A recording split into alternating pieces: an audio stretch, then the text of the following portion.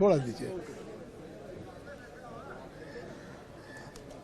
लोकसभा के स्पीकर श्री ओम बिरला जी ने अगर लोकसभा के सभी सांसदों को पत्र लिखा है तो स्वाभाविक रूप से आज भारत की लोकतंत्र की जड़ें गहरी हैं और भारत के लोकतंत्र की दुनिया में एक स्थान है।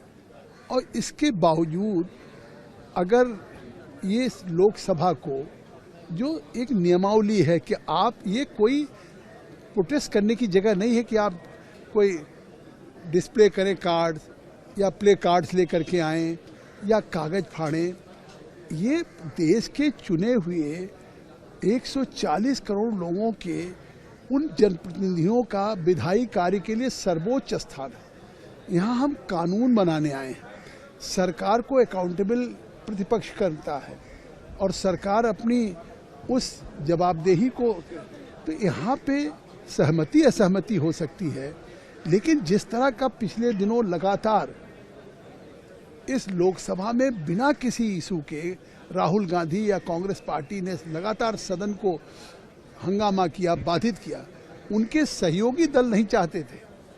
आपने देखा कि जब अविश्वास प्रस्ताव आया तो किस तरीके से सभी उनके सहयोगी दल के लोग कहते थे स्पीकर साहब बहुत अच्छे।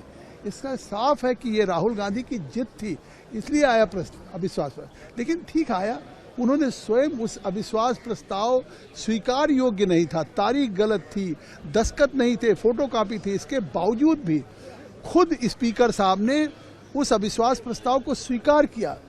और जिस तरह से उस पर इतनी 10 घंटे से ऊपर की चर्चा दिया, 13 घंटे चर्चा हुई, तो अब क्या उस सदन का विश्वास पाने के बाद अगर सदन की मर्यादा और ये भारत की लोकसभा जो दूसरे तमाम देशों के लिए उदाहरण बन रहा है, इसलिए उन्होंने पत्र लिखा है। मुझे विश्वास है कि अब ये इस तरह का धरना बंद करेंगे। अगर एक तरफ मंत्री आश्वस्त कर रहे हैं तो दूसरी तरफ इस लोकसभा की जो मर्यादा है इस पर कुठाराघात बंद करेंगे।